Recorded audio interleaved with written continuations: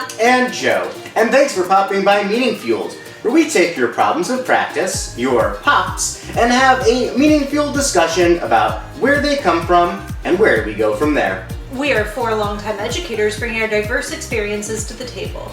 We're harnessing all the energy of popping into your teacher bestie's classroom and bringing it straight to your ears. Let's get poppin' with today's problem of practice.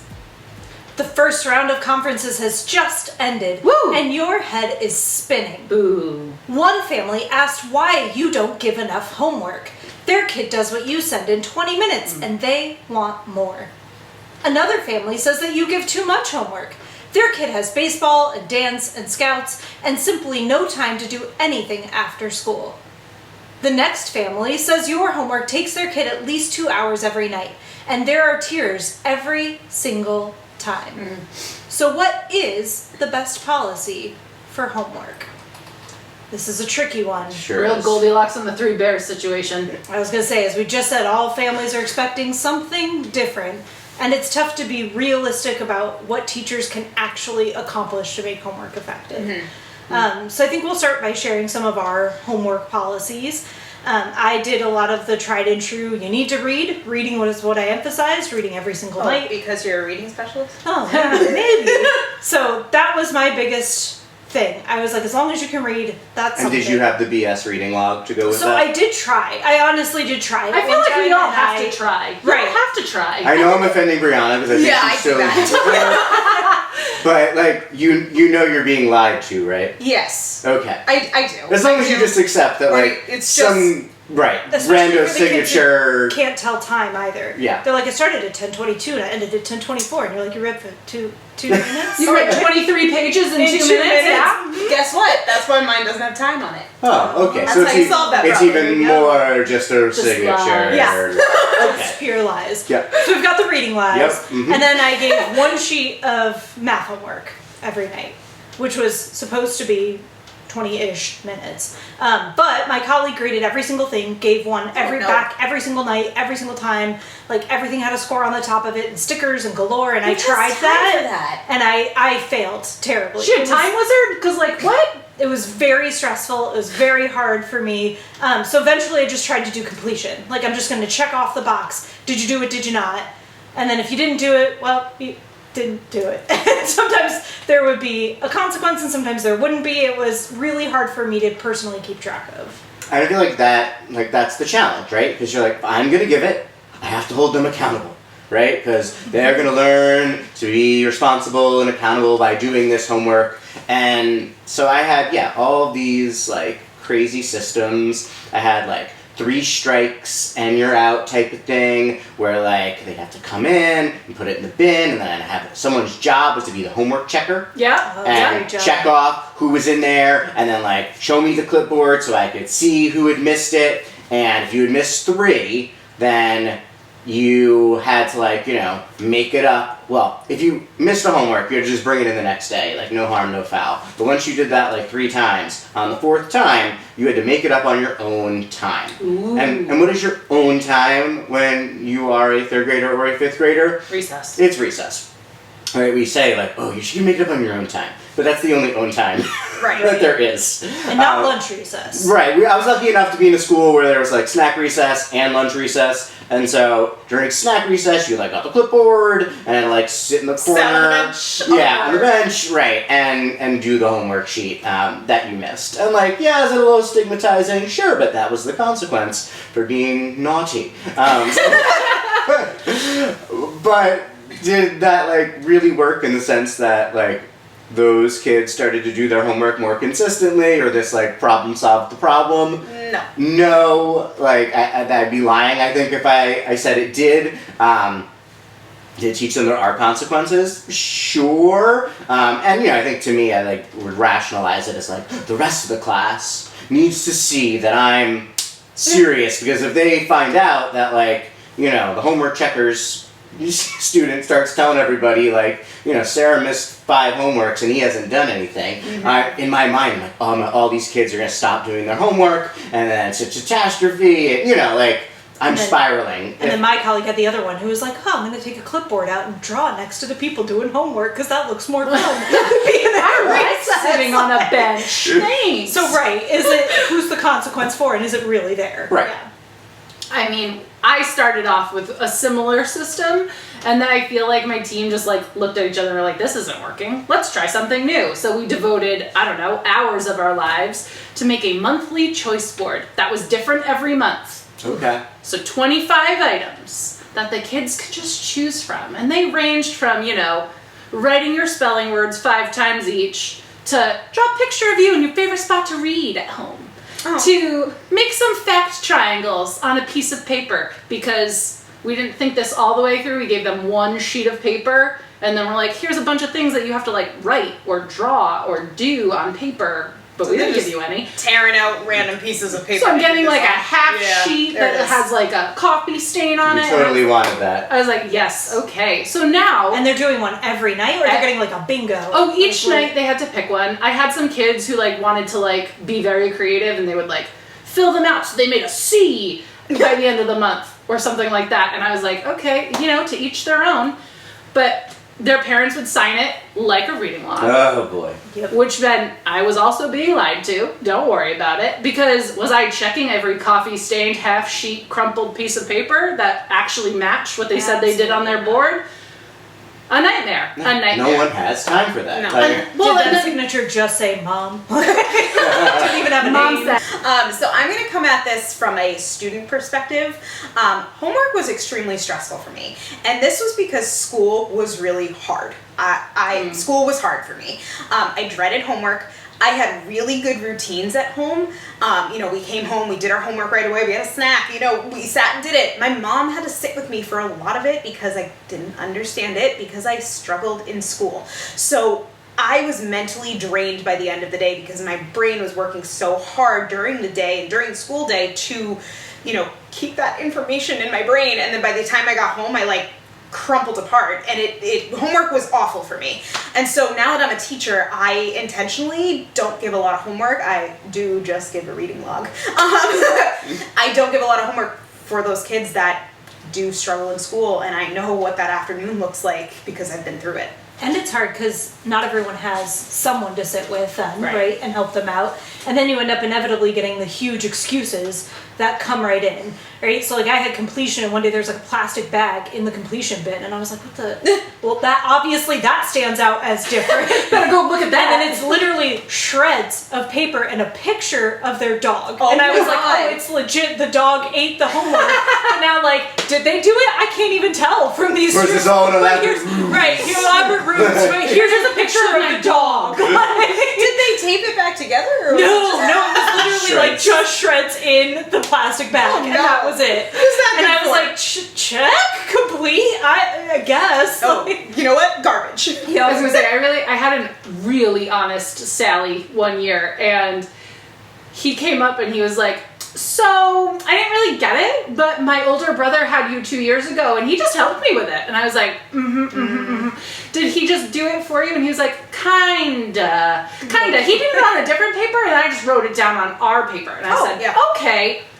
What is My the favorite point? though is the ones that would come and list their extensive afternoon for you. Oh, sure. yes. You know, We have like- schedules, Right, Joe. but I had this and that and this other thing and this other thing, and I'm like, okay, but in their mind, they're right, there's literally no time. right, those things are equal to school, which Yeah. again, one could argue well-rounded student, and again, I'm not a huge proponent of excessive homework, but we are talking about a quick math sheet here that Right. honestly would have taken this kid, I don't know, 5 minutes, Sure. not even close to 20, and is telling me that all these other things were so important that he couldn't possibly fit it in. So it was my problem Yes.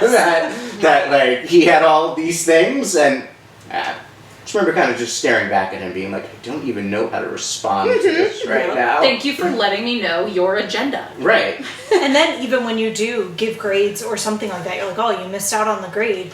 I had one colleague who did it, and then the family came to me and was like, well, you don't grade every single piece. And I was like, no, my policy is just completion. And they were like, well, how do I know how well I did? And I was like, sir, it's not about how well you did. Oh, this is the dad. Yeah, I was like, I think you just revealed You who's wanted to actually know doing how well you did. homework at home. So, again, very insightful. And it feels like none of these policies fully stick and work for everyone, Okay. right? Nothing's Yeah. really going right. So kind of begs the question, like, what is the ultimate purpose of homework? Ooh, okay. I mean, I think, in theory, it's like, oh, we're going to practice what we learned today. And, and that, in some way, is going to, like, help the learning stick better, right? I think Sure.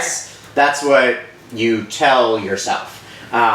I don't know that is actually the case, that this actually improves learning in any way. I mean, from parents doing the homework with the kids to, Listen, me doing the schoolwork during the day and trying to go home and do it on my own, that didn't work. Well, and I tell you, like, I fell into the trap too of like, yeah, okay, so if I believe that this really is like a chance to practice and solidify learning, I ended up trying to differentiate homework at one point. So then I'm giving like different homeworks to different kids, right? Because this is like an extension of, of school, and I know that all kids can't do the same thing, and actually Sarah needs an enrichment thing because she already knows how to do this math, but Brianna needs, to only do half of these problems and probably a couple easier, and I drove myself mad for a homework sheet. Right, and then it's 9 p.m. the night before you're trying to give that homework, and you're like, I still haven't planned my actual math lesson. But I've been so worried about Or this I tried to homework sneak piece. it into all the mailboxes so that kids wouldn't know. Like, if I gave it out in the mailbox, then kids didn't know that they had a different homework than someone else. Yeah. But inevitably,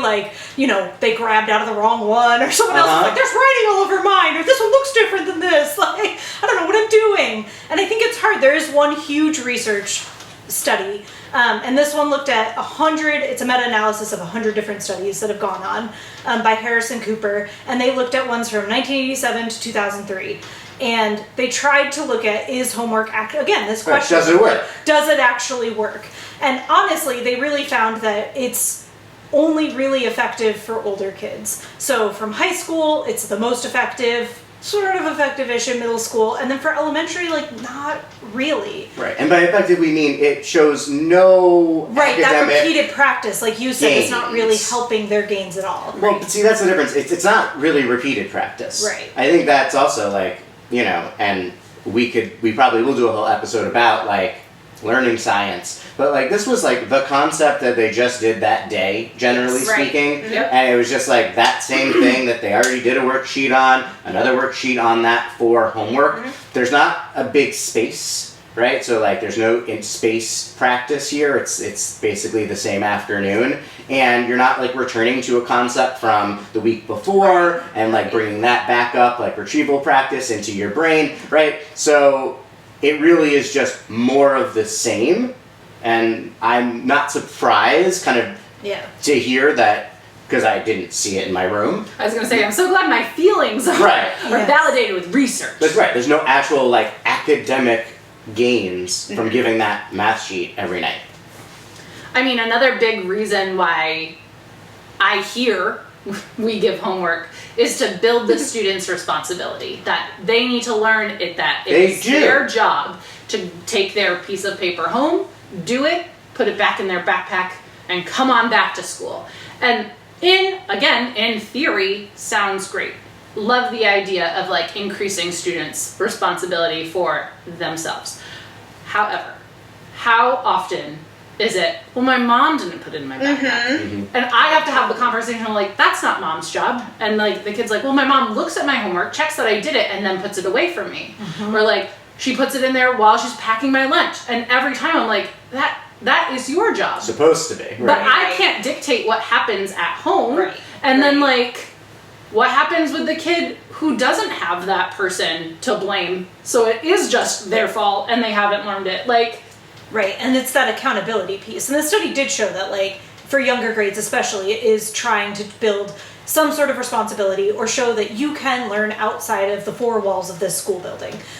Learning can occur somewhere else. See, that's not a bad idea. I like that. That, Right. like, you can learn not just here. Yes, In a but class, then, right. like you said, there's a lot of barriers to that. There's And a lot of barriers I getting feel in like kids' ways. I feel like the studies don't take that into account. Right. I think they Right. like look at this from like this idealistic perspective where like yeah, of course it does help build some personal accountability. It does help them see that you can learn at home, but like that is all dependent on the fact that when you leave school, you're going home. You're not going to Right. a chaotic Yep. neighbor's house where they're watching a bunch of kids, and there's no quiet space to sit and get your homework done, right? Like, there's a lot of Right, assumptions made. They're on a bus. They're Yeah, on a bus for for a long a time. long and take it time. Right, Yeah. and they can't because the bus is chaotic. Yeah. Or they're at an aftercare program where Yeah. there's a bunch of different things to offer and no one's really holding them Well, they're just a accountable latchkey and- kid, right? And they're Yeah. going home, we taught 5th Alone. grade. There's nobody home when they Right. get home. And,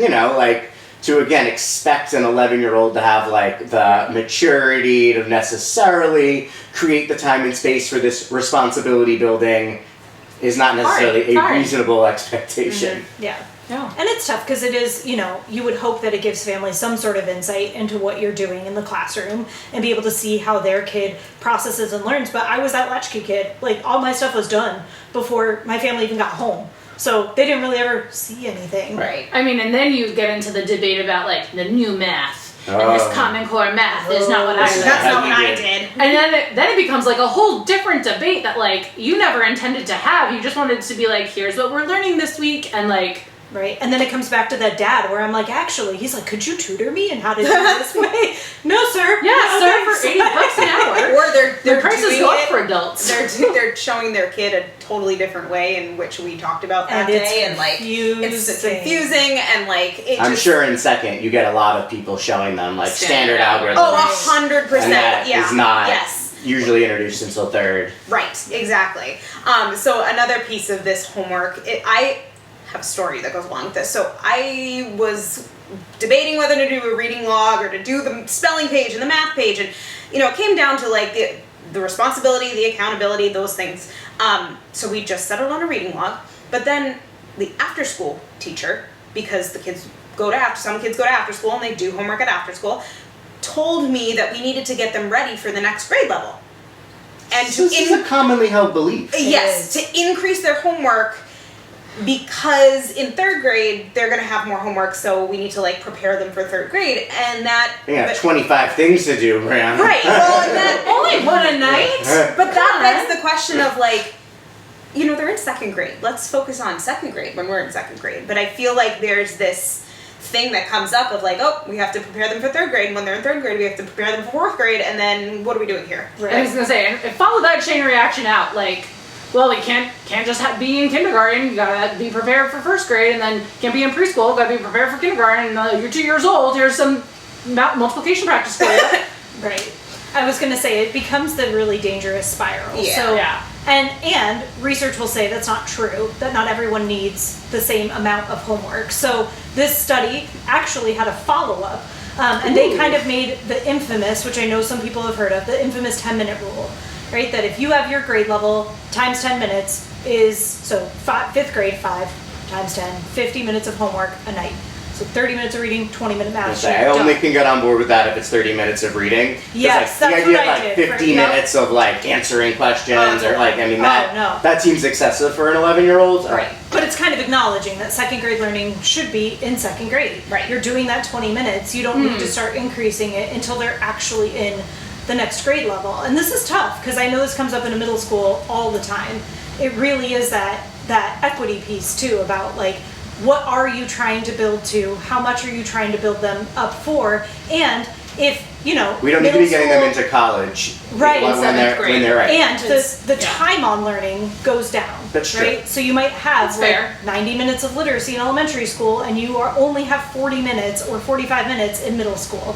And that gets really tricky because I hear, and I totally respect, a lot of middle school teachers are like, well, I've got to have them read a chapter at home to get us further in the curriculum because Right. I don't have enough time. Right. And it becomes that equity. What about Right. the kids who can't complete that at home? They don't have the quiet environment. They don't have anyone there to support them. They're after school till Struggle. 6 at night. They're on the struggle bus, you know, but then they can't access the lesson the next day because they didn't do it. And I've had that. I've had, you know, 'cause 5th grade, again, I was getting them ready Yep. for 6th Middle grade, school. and right, like the more traditional middle school model where, I do, like, I want middle school teachers to hear us, like, we hear you, Yeah. that we can't necessarily compare the elementary experience Oh, to no. what you Yeah. do. Totally Like, different. you can't fit the curriculum in. And you can empathize You know? with that. Like, the idea that you only have 40 minutes Right. to teach whatever subject you teach doesn't feel like enough time. Yeah. It's just So not enough. I would, if I was in your shoes, I would probably give more homework too, because Right. at the end of the day, you want to get through your curriculum. Right. But anyway, in 5th grade, we were like trying to prepare them for this, and one of the things we started to do is like you had to read a chapter of like your book that your Yes. book club was reading at night, so that you could have like the discussion in class the next day, and then like the teacher could help like scaffold that, make sure they were getting to like character traits and themes, etc. Which seems like such a good use of time. Such a good use of time. And what it turns into is managing who didn't read, Right. Yeah. and then them calling each other out for not reading, because now the whole club is like stalled because someone didn't read, And another kid read ahead. another and kid, like, yeah, that's the other yeah. one. You read Oh, ahead, yeah. and now I'm just managing all of this social stuff that like.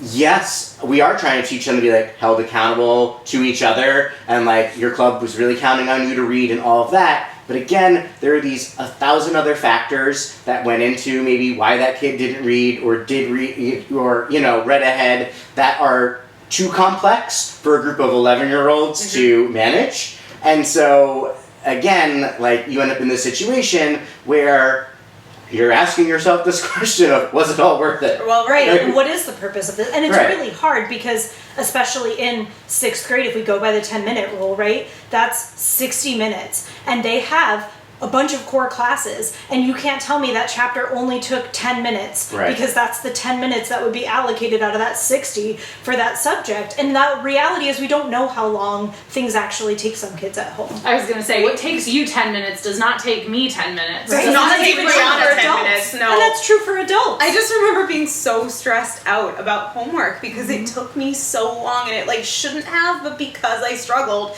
it was like hours after school. And Right. on top of like swimming and field hockey and like just Your list of very important things. very important thing. But thank you for sharing your agenda with us, Brianna. You're welcome. But it also wasn't because I didn't want to. It was purely because I struggled, and that I think like hearing you guys talk about these things, I'm like, oh my god, it's all rushing back to me of like That's right. reading that chapter and then forgetting it and coming in the next day and like being so ashamed that I like forgot what happened in the chapter because and then the kids would be like, you didn't read. I'm like, I did. I tried really hard.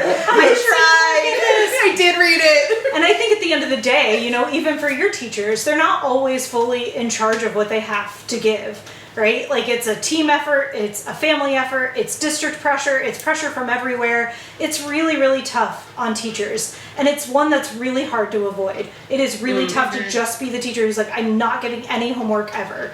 Right? So now that we acknowledge that you might have to give homework, and most of you probably do, what are some effective and helpful strategies to make it as meaningful as possible?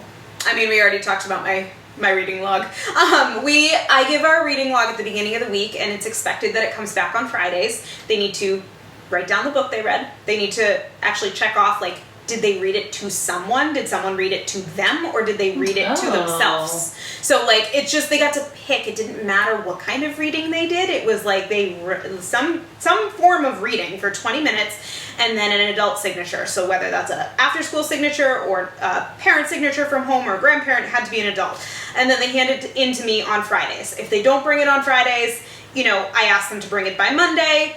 And I'm looking more, again, for the completion rather than the actual grade of it. So they have like a weekend wiggle room. In general, weekly, it's more manageable. It's more manageable. Than me, like, running to that bin every day, trying to, like, make sure everyone did it, or my homework checking job, and then reminding the kid who's the homework checker to check the all of that I think Every day is too much. It distracts and detracts from your classroom. It instead of adding. also feels better than the monthly. They have to keep it for a whole month. Right. Is a little much for the littles. But my suggestion's a little different because mine might speak more to the parent who wants more than what you already do. But really, this would be, in my ideal world, my homework for everybody always, is I would give you like a weekly list of ideas that is not required.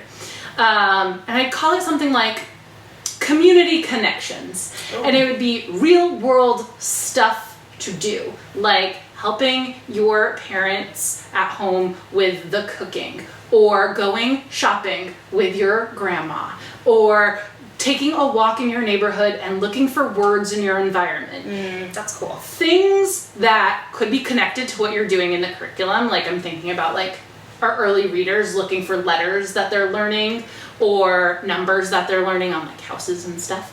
But also just like playing a game that maybe involves money, a la a Monopoly. Right. Again, this wouldn't be required work, but it'd be like a nice list of ideas of things that you can like practice skills that are related to school but not super school. You know what I like to tell families when they ask about more? I'm like, go write a letter to someone. And then go to the post office and get a stamp and learn how to write an address and a return address label and all that, and then go mail it. That's a whole, if you're looking for something, you're like bored on that Saturday morning, let's go to the post office. We used to have like full units on that in school. Yeah. And, like, obviously they've gone away because not enough time. Handwritten letter much anymore. Right. But yeah, I mean, I think those, you know, again, what do we call, like, you know, they're quote unquote like softer skills, you know, but of, you know, like playing games and winning and losing at home, or, you know, like you said, like connecting with elders, like, you know, I think those are all like really valid things, even if there is no math involved in the game. Like, I think those are, you know, I think they're showing that we as, like, if school is a reflection of society, then they're saying like that's what we put value on, right? I think that's a really positive message to send to folks. Yeah. If you can't be that positive, though, like if you're still having to give, you know, the math worksheet, can't live in Sarah's it's just like a cloud land, you know, where this is possible. I will say that my big suggestion to anyone out there is to really look at the technology that's available. And I think in the post-pandemic world, after we kind of went one-to-one, where kids had devices and were even able to bring them home, that I was able to utilize that to streamline the process. So instead of the big bin where I would collect all the papers in the morning, I would put the assignment up on Google Classroom, and students could take a picture of the homework when they were done and turn it in. They could also find a PDF of the homework there, so when they inevitably left it on their desk at the end of the day, it was already there for them, and they could message me. So, you know, we'd have that, like, you know, no tears policy, like, don't work on any homework for more than 20 minutes, right? Like, do not, if it's taking you more than 20 minutes, please stop. But it used to be the parents, right, have to write me a note that, oh, you know, my kid was struggling. Now the kid could hop on Google Classroom and write to me right on the assignment, like, I didn't get this, can we go over it tomorrow? And it was actually helping build some of those responsibility skills way more than sort of the traditional bring it home, bring it back. Bring it home, bring it back was. And so, you know, I think there are a lot of, like, reasons, you know, not to send devices home, or, you know, sort of gatekeeping around that technology piece, but it's one of those things, like, if it's possible, and it can actually enhance and streamline and free up time, I think it's something that is absolutely worth looking into. I think this is responsibility of devices too. Yeah, it really is that's teaching true. the responsibility of tech. And middle school teachers, thank you for getting them to actually start communicating themselves. Well, I was going to say, this would have been a game changer for me, because I was the kid who left my homework at school accidentally, like, once a week. And then you're trying to get driven back, knocking on the door, like, hope the janitor opens it, right? I'd be like, the school's locked. Then I would, like, take a picture of me, like, outside the door, being like, look, I tried to come in and get it. I'll just put do it it in a plastic bag and send it in with your picture, like a doll picture. And I think that's one thing, I think especially for older kids, I kind of have a twofold. So one is that if you're able to, even when they're younger, always give a purpose, identify a reason that kids are doing this. whether or not it's for spaced practice, so you're like, all right, we're going to try this out, we're going to do it at another time, this actually is brain research, helps your brain learn this better, are we actually giving this because there's research that says if you read every night, it can actually change your understanding of the world, it changes your brain chemistry. Again, anything you can give to make it real for kids, right? Not just like, I need you to complete this sheet to complete the sheet. And then the second one I'll say is that for those kids that really struggle, don't have the support at home, maybe don't go to basic, after school things, they don't have a place to be, is to give them some opportunities to complete it with support at school. So I know middle school model, like we actually have 2 days a week that teachers have to stay. And that is like their office hours after school. So they always recommend if a kid struggles, like come stay. These are the days we're here. They stagger them out so that every day could be possibly available and covered. But I know even in 5th grade, we started a homework club. It was like, you know what, like let's have kids come. This is the half an hour spot. Like teachers can try to do some of their planning. They can try to support kids in doing their homework. It just gives an extra spot for those kids who have not a lot to have something they can complete with support. And one thing we also tried was even before school. Yes. So like, instead of them just like milling about the building or going to like the cafeteria to wait for the bell ring, we would actually invite kids into a before school homework club so that they didn't have to stay after, there wasn't like transportation issues, but again, it was providing that time and space, and I was already in my classroom anyway. I think we like rotated amongst the teachers who would just kind of like watch the kids who came to like this area outside of our rooms. But it was trying to, if you're gonna give it, right, try to allow as many pathways as possible for kids to be successful with it. Because as we've acknowledged multiple times, it really is a lot more dependent on the home part of the work than it is about the work part itself. Right. So research backs you. If you have to give homework, you make it purposeful, make it as meaningful as you can, and give yourself a little bit of grace, right? Remember to keep it manageable for yourself and the minutes for the kids, and make sure you collect a list of really excellent excuses that you get along the way. So thank you for popping by MeaningFueled today. Remember, we are here for you anytime. Our door is always open. You can visit our website at getmeaningfueled.com for ideas and inspiration to bring to your classroom. Follow us at Get MeaningFueled on Instagram, TikTok, Blue Skies, and Threads, and just MeaningFueled on Facebook. You can share your own thoughts on this week's problem by commenting on any of our posts on social media or by finding the full-length episode over on YouTube. And you can send us your own pops for us to discuss with a DM or at getmeaningfueled@gmail.com.